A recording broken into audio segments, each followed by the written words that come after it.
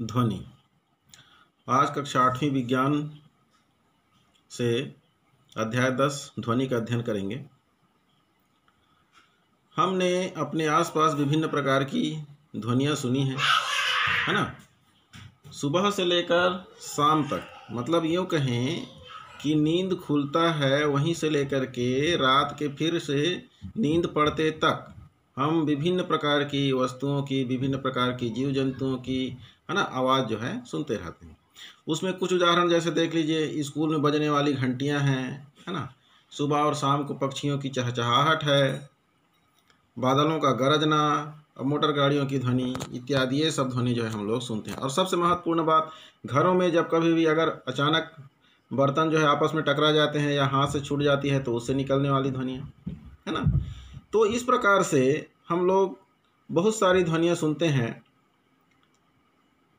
और उसमें से कुछ ध्वनि जो है बहुत तेज होती है और कुछ बहुत स्लो होती है। हारमोनियम से आने वाली मधुर ध्वनि से हम परिचित हैं, है ना। हारमोनियम जब बजते रहता है तो उसकी ध्वनि जो है हमको बहुत अच्छी लगती है। कक्षा में सभी छात्रों के साथ जोर जोर से बोलने से हमें अच्छा नहीं लगता, है ना। कक्षा में बच्चे जो है हल्ला करते रहते हैं तो हम जाके उनको डांटते हैं, है ना। आप लोगों को डांटते हैं कि नहीं डांटते हैं, हल्ला करते रहते हो तो ये शोर जो होता है वह अच्छा नहीं लगता है। इन उदाहरणों में स्पष्ट है कि ध्वनि धीमी होती है तो कोई तेज होती है, कोई ध्वनि कानों को प्रिय लगती है तो कोई अप्रिय लगता है ना। तो चलो इस ध्वनि को जानने का प्रयास करते हैं कि उत्पन्न कैसे होते हैं और इनको सुना कैसे जाता है। ठीक है, यहाँ पर चित्र में देखिए, आपके विद्यालय में एक ऐसी घंटा होगा, है ना, और एक ऐसे हथौड़ा भी होगा जिससे आप घंटा को मारते होगे, है ना। तो स्कूल में जब घंटी को हथौड़ा से मारा जाता है ना, घंटी से ध्वनि आने शुरू हो जाते हैं और जब उसको हम हल्का सा स्पर्श करते हैं तो उसमें हम कंपन का अनुभव करते हैं, है ना। तो इस प्रकार से जब स्पर्श करते हैं तो उसमें से ध्वनि निकलना बंद हो जाता है ना। तो इसका कारण क्या हो सकता है? ध्वनि निकलना जब बंद हो जाता है, छूते हैं तो उसका कारण क्या हो सकता है? ये एक प्रश्न यहाँ पर छोड़ते हैं। दूसरा एक उदाहरण अपन लेते हैं। एक स्वरित्र द्विभुज चित्र में दिख रहा है, इधर दो ठो उसकी भुजाएं हैं और एक ठो उसका बेस है, आधार है। जब हम इस स्वरित्र द्विभुज को, है ना, किसी कठोर पेड़ से, है ना, जैसे प्लास्टिक का पेड़ होता है उससे मारते हैं, उसके बाद इसको अपने कान के समीप ले जाते हैं तो इसमें से कुछ ध्वनि निकलती हुई हमको सुनाई पड़ती है ना। इसी समय हम इसकी भुजाओं को ध्यान से देखेंगे तो हम इनको कंपित करते हुए पाएंगे। ये जो भुजाएं हैं यह इस प्रकार से हिलते हुए देखे जा सकते हैं। अब स्वरित्र द्विभुज को स्पर्श कीजिए, मतलब छूइए, है ना। स्पर्श करने से इसके कंपन बंद हो जाते हैं और साथ ही ध्वनि भी सुनाई देना बंद हो जाता है ना। अब बात करते समय अपने गले पर हाथ रख करके कंपन का अनुभव कीजिए। आप अपने गले में इस प्रकार से हाथ को रखिए, यहाँ पर भी कुछ कंपन करता हुआ प्रतीत होता है, हमारे हाथ को आभास होता है। इस प्रकार हम इन दोनों उदाहरणों पे, इस दोनों क्रियाकलापों से यह निष्कर्ष निकालते हैं कि कंपन करती हुई वस्तुएं ध्वनि उत्पन्न करती हैं, है ना। जब तक वस्तुएं जो है कंपन करते रहेंगी तब तक उनमें से ध्वनि उत्पन्न होते रहेगी और जैसे ही हम उसको स्पर्श करते हैं कंपन समाप्त हो जाता है और ध्वनि जो है सुनाई देना बंद कर देती है। कुछ स्थितियों में यह कंपन हमें आसानी से दिखाई दे जाती है, कुछ स्थितियों में दिखाई देती है और अधिकांश स्थितियों में ये क्षीण होते हैं, इन्हें हम देख नहीं पाते हैं। ठीक है, अब इसी परिप्रेक्ष्य पे हम लोग चलते हैं। कंपन के आयाम, उसकी आवृत्ति और आवर्तकाल को जानते हैं, ये वास्तव में होते क्या है ना। कक्षा 7वीं में हमने दोलन गति के संबंध में पढ़ा, कक्षा 6वीं में भी हमने दोलन गति के विषय में पढ़ा है। तो दोलन गति क्या होता है? हम जानते हैं कि किसी वस्तु का उसकी माध्य स्थिति के दोनों ओर गति दोलन गति कहलाता है। है ना। माध्य स्थिति मतलब यहाँ पर देख लीजिए ये चित्र बना हुआ है ना। अब दोलन के हिसाब से मैं कहूँ कि मान लीजिए ये पेन है ना, ये पेन है, मान लीजिए ये इसको हम एक खूंटी में बांध दिए हैं। ये क्या है, यहाँ पर एक रस्सी जो है लगा हुआ है, ये अपने माध्य स्थिति में है। इसी प्रकार से अगर हम खूंटी में किसी रस्सी में पत्थर को एक सिरे में बांध के दूसरे सिरे को खूंटी में बांध देते हैं तो वह बीचे बीच ऐसे लटकी रहती है ना। उसके बाद हम उसको इस तरह से कुछ दूर तक खींच के उधर ले जाते हैं, लेकिन उसको इधर खूंटी में बांधे हुए है ना। उसके बाद उसको छोड़ते हैं तो ये यहाँ से यहाँ इधर आती है, अपने माध्य स्थिति में आई, यहाँ रुकती नहीं है, ये इधर चली जाती है। जितना दूर उधर खींचे रहेंगे उतना दूर इधर भी जाएगी। दाहिने क्षेत्र में जितना दूर खींचे रहेंगे बाएं क्षेत्र में उतना जाएगी, फिर वहाँ से फिर लौट करके वो माध्य स्थिति में आएगी, इस प्रकार से, है ना। तो इसका जो है दोलन इस प्रकार से होते रहते हैं। माध्य स्थिति से बाएं तरफ जाना, बाएं से फिर वापस माध्य में आना, माध्य से फिर दाएं में जाना और दाएं से फिर माध्य में आना। इस प्रकार इसको एक दोलन कहते हैं, है ना। इसी प्रकार जैसे हम लोग आसानी से दोलन गति को घरों में समझ सकते हैं। जैसे घर में जब छोटा बच्चा होता है ना, पुराने समय में ऐसे किया करते थे, जब उपलब्ध संसाधन की कमी होती थी, उचित संसाधन हमारे पास नहीं हुआ करते थे, तो हम लोग सबके घरों में झाहू पाया जाता है, झऊहा, है ना। उसमें रस्सी बांध के उसको घर के मियार में बांध देते हैं और एक कपड़ा को उसमें रख कर बच्चे को उसमें लिटा करके उसको झुलाते हैं। तो क्या होता है, उस झऊहा को एक तरफ खींच करके इसे ले जाते हैं और छोड़ देते हैं, तो वह इधर से उधर, इधर से उधर, इधर से उधर, इस प्रकार से इधर से उधर, इधर से उधर, इधर से उधर ऐसे झूलने लगता है। वही दोलन गति का महत्वपूर्ण और सबसे अच्छा सटीक उदाहरण हो सकता है ना। अब इसमें क्या होता है, जितनी दूर तक उसको खींच के ले जाएंगे उतनी दूर तक उधर भी माध्य स्थिति के दोनों तरफ वह गति करते रहते हैं। इसी को दोलन गति कहते हैं। ठीक है, चलिए देखते हैं एक क्रियाकलाप। एक स्केल है या साइकिल के रिंग का स्पोक, है ना, उसको हम लोग इस प्रकार से जैसे टेबल में ऐसे रख दिए हैं और टेबल में रखने के बाद एक तरफ से ऐसे दबा करके इसको एक किनारे को ऐसे नीचे खींच के छोड़ देते हैं, तो वह दोनों तरफ इस प्रकार से गति करने लगती है ना। मतलब इस प्रकार से वो कंपन करने लगता है और इससे ध्वनि भी उत्पन्न होती है। अब मेज पर स्पोक या स्केल के स्वतंत्र सिरे की लंबाई को थोड़ा कम कर देते हैं। मान लीजिए इस प्रकार से क्या उसको छोटा कर देते हैं, है ना। अब पुनः उसी प्रकार से उसके स्वतंत्र सिरे को खींच कर छोड़ देते हैं, है ना, तो वह पुनः दोलन करने लगता है। इस प्रकार से ऊपर नीचे होने लगता है, लेकिन इस बार वह कम समय तक होगा, है ना, और जब लंबा था तो ज़्यादा समय तक होगा, है ना। इस प्रकार स्पोक नीचे से ऊपर तथा ऊपर से नीचे आता है और कुछ समय तक इसी प्रकार गति करते रहता है। ठीक है, तो ये दोलन गति होती है। माध्य स्थिति के दोनों ओर वह आना जाना करती है, इसको दोलन गति कहते हैं। अब चलते हैं हम लोग आयाम की तरफ। जब स्पोक या स्केल अपनी माध्य स्थिति, यहाँ पर देखिए माध्य स्थिति का है, लिखा है स्पष्ट माध्य स्थिति का, और उसके बाद खा और फिर गा। माध्य स्थिति से उसको हम लोग नीचे की ओर खा स्थिति पर लाते हैं, यहाँ से छोड़ते हैं तो पुनः का स्थिति में जाती है। का स्थिति में जाने के बाद वह गा स्थिति में जाती है और गा स्थिति से पुनः का स्थिति में आती है। इस प्रकार इसको एक दोलन कहेंगे। का से खा से का से गा और गा से फिर का में आएगी तो इसको एक दोलन कहेंगे, है ना। उसी प्रकार यहाँ पर देखिए आयाम में, है ना, का स्थिति से वह खा तक जाता है, फिर का से होते हुए गा तक जाती है, खा से वापस का से होते हुए गा तक जाएगी और गा तक जाकर पुनः का तक वापस आता है।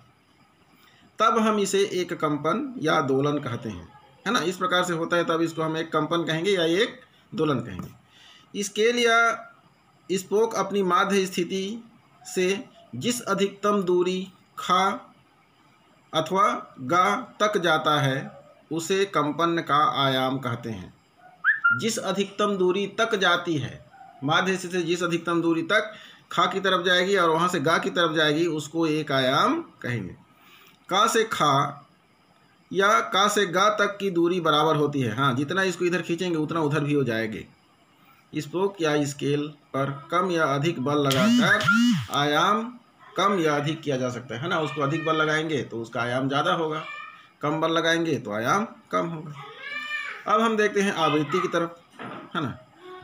आवृत्ति कंपन करने वाली वस्तु एक सेकंड में जितने बार कंपन करती है उसे कंपन की आवृत्ति कहते हैं, है ना। कंपन करने वाली वस्तु जो है 1 सेकंड में जितनी बार कंपन करती है उसको कंपन की आवृत्ति कहते हैं। जैसे मान लीजिए वह 1 सेकंड में 4 बार कंपन करती है तो उसकी आवृत्ति 4 होगी, है ना।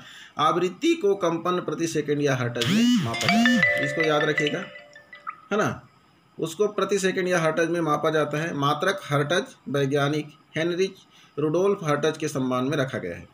यदि कोई वस्तु 1 सेकंड में 10 कंपन करती है, 1 सेकंड में 10 कंपन, तो उसकी आवृत्ति 10 कंपन प्रति सेकंड या हर्ट्ज होगी। ठीक, समझ में आ गया। अब हम देखते हैं आवर्तकाल। कंपन करते हुई वस्तु को एक कंपन में जितना समय लगता है, देखो यहाँ पर हमने आवृत्ति देखा, आवृत्ति और आवर्तकाल दोनों में क्या अंतर है। आवृत्ति में 1 सेकंड में जितना कंपन करती है उसको उसकी आवृत्ति कहेंगे, है ना। 1 सेकंड में कितनी बार कंपन करेगी उसको उसकी आवृत्ति कहेंगे। और आवर्तकाल में एक कंपन में कितना समय लेता है उसको उसका आवर्तकाल कहते हैं। इसे सेकंड में मापा जाता है। ठीक है, जैसे आवर्तकाल जो है एक कंपन करने मान लीजिए 2 सेकंड का समय लेता है या 4 सेकंड का समय लेता है, तो उसका आवर्तकाल 4 होगा, 4 सेकंड। ठीक है, आवृत्ति तथा आवर्तकाल में निम्न संबंध है। आवृत्ति बराबर 1 / आवर्तकाल। ठीक है, इस प्रकार से हम लोग यहाँ पर ध्वनि और माध्यम के संबंध में अध्ययन करेंगे। तो ध्वनि को संचरित होने के लिए, एक स्थान से दूसरे स्थान तक जाने के लिए, है ना, किसी माध्यम की आवश्यकता होती है कि नहीं होती है, किन किन माध्यमों में यहाँ संचरित होती है, उसके संबंध में हम लोग देखेंगे। गैस में होती है कि नहीं होती है, ठोस में होती है कि नहीं होती है, और द्रव में होती है कि नहीं होती है, इस पर हम विचार करते हैं। चलो, जब किसी वस्तु से ध्वनि उत्पन्न होती है तो वह कंपित हो रही होती है, निश्चित रूप से कंपित हो रही होती है, अभी हमने देखा, है ना। उसके कंपन अपने आसपास की हवा को कंपित करती है, अपने आसपास की हवा को निश्चित रूप से हिलाएगी वो, है ना। जब वह कंपन करेगी तो हवा को हिलाएगी। अब हवा से होते हुए कंपन जब हमारे कान तक पहुंचते हैं तब यह हमारे कान के पर्दे को कंपित करती हैं। ठीक है, वस्तु कंपन करती है, इस प्रकार से कंपन करेगी तो यहाँ पास की हवा को हिलाएगी, और यह हवा जो है हिलते हुए हमारे कान के पर्दे को हिलाएगी, और इस प्रकार हमें ध्वनि सुनाई देती है ना। कंपन करने वाली वस्तु से हमारे कानों तक कंपनों को पहुंचने के लिए आवश्यक है कि उस वस्तु और हमारे कान के बीच कोई न कोई माध्यम उपस्थित हो। बिना माध्यम के कोई भी कंपन जो है या कोई भी आवाज़ जो है हमारे कान तक नहीं पहुंच पाएगी। चलिए देखते हैं, उदाहरण के तौर पर एक मेज ले लीजिए, है ना, और दोनों तरफ अपना कान जो है मेज के दूसरे सिरे को अपने मेज के दोनों सिरे पर अपना और अपने मित्र को कान रख कर धीरे से ठोकने को कहिए, है ना। एक तरफ अपना कान रख करके अपने मित्र को दूसरे तरफ को धीरे से ठोकने को कहिए और ध्वनि को सुनिए। क्या आपको ध्वनि सुनाई देती है? अगर सुनाई देती है तो यहाँ पर ध्वनि जो है किस माध्यम से हमारे कान में पहुँची, इसको हमको पता लगाना है ना। अब अपना कान मेज से ऊपर उठाकर फिर से सुनिए। इस स्थिति में ध्वनि किस माध्यम से आप तक पहुँची, इन दोनों ध्वनियों में अंतर का क्या कारण है ना। यहाँ पर जब हम कान को टिका करके रखते हैं, इसको ठोकते हैं, तो ध्वनि जो है इस ठोस टेबल के माध्यम से कान तक पहुँचती है।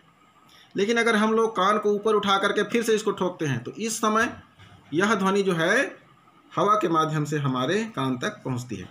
दूसरा देखिए, माचिस की 2 डिब्बियों के भीतर खोखे लीजिए, भीतर वाला खोखा, है ना, खोखों में छेद कर डालिए और आलपिन की सहायता से, जैसा चित्र में देखो, यहाँ पर चित्र दिया हुआ है, इसके जैसा खिलौना बनाइए। यहाँ पर देखिए 2 ठो आलपिन का खोखा लिया हुआ है, बीचों बीच छेद करके उसमें धागा को बांध दिया गया है ना, लंबा धागा, ताकि अपना फुसफुसाएं तो अपना दोस्त या मित्र जो है सामने वाला उसको ना सुने, है ना। तो इस प्रकार से ले करके हम एक टेलीफोन बनाते हैं। धागे की लंबाई लगभग 10 मीटर की हो, 10 मीटर लगभग। धागे को तान कर अपने मित्र से एक खोखे को अपने मुंह पर रखकर धीमे से कुछ बोलने को कहिए, है ना। अपने मित्र को कहेंगे कि वह मुंह में रख करके धीरे से कुछ बोले, जैसे माइक हम मुंह में रख के बोलते हैं, उसी प्रकार से। दूसरे खोखे को आप अपने कान पर रख कर सुनने की कोशिश कीजिए। कान में एक ठोक रखेंगे और सुनने की कोशिश करेंगे। क्या कान पर से खोखा हटा लेने पर ध्वनि सुनाई देती है? क्या उसको हटाएंगे तो ध्वनि सुनाई देती है कि नहीं सुनाई देती है? यदि नहीं तो क्यों? अगर हम वह फुसफुसा रहा है उस समय उसको हटा लेते हैं तो ध्वनि हमको सुनाई देती है कि नहीं सुनाई देती? निश्चित रूप से सुनाई नहीं देगी, क्योंकि फुसफुसा रहा है वह उस रस्सी के माध्यम से हमारे कान तक पहुंच रही है। उसको हटा लेंगे तो ध्वनि सुनाई देना बंद हो जाएगा, है ना।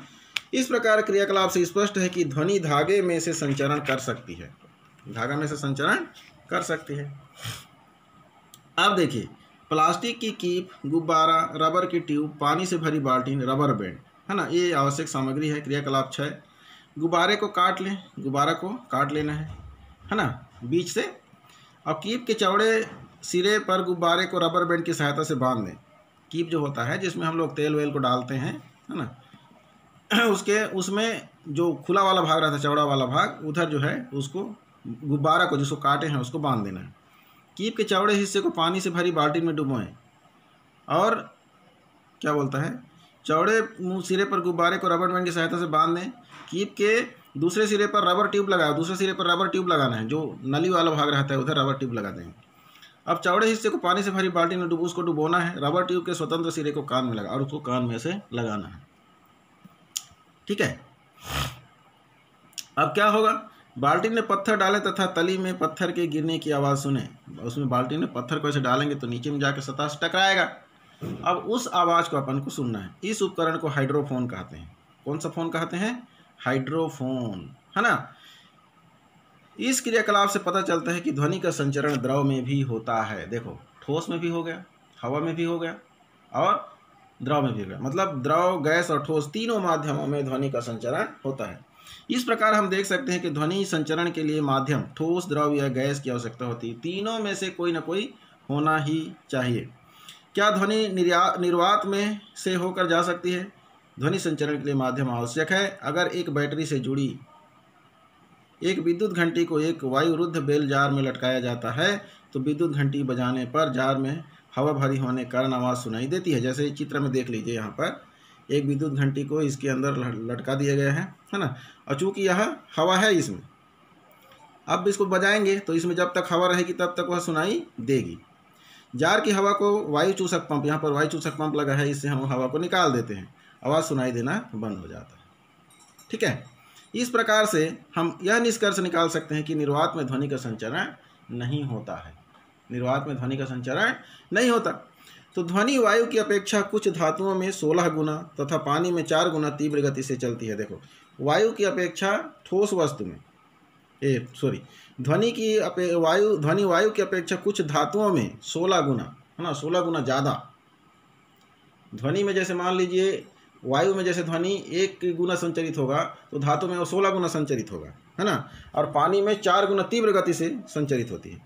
क्या आपने कभी यह सोचा है कि चंद्रमा पर वायुमंडल ना होने पर भी वहाँ पर अंतरिक्ष यात्री कैसे बात करते हैं, है ना। नील आर्मस्ट्रांग, एडविन ऑल्ड्रिन जो है पहले चंद्रमा पर गए थे उस समय, है ना, तो वो लोग आपस में कैसे बात करते रहे होंगे, ये आपने कभी सोचा, है ना। अंतरिक्ष यात्री आपस में बातचीत करने के लिए रेडियो तरंगों का उपयोग करते हैं। वहाँ पर जो रेडियो तरंगे होते हैं, जिसको हम लोग आकाशवाणी, है ना, मोबाइल में बात करते हैं, रेडियो तरंगों के माध्यम से होता है ना। तो इन्हीं के द्वारा जो है रेडियो तरंगों के माध्यम से वे आपस में बात करते हैं, जिनके संचरण के लिए माध्यम की आवश्यकता नहीं होती है। चलिए ठीक है, और अगला जो है हम लोग ध्वनि हम कैसे सुनते हैं इसको फिर अगले सेशन में पढ़ाई करेंगे, ठीक।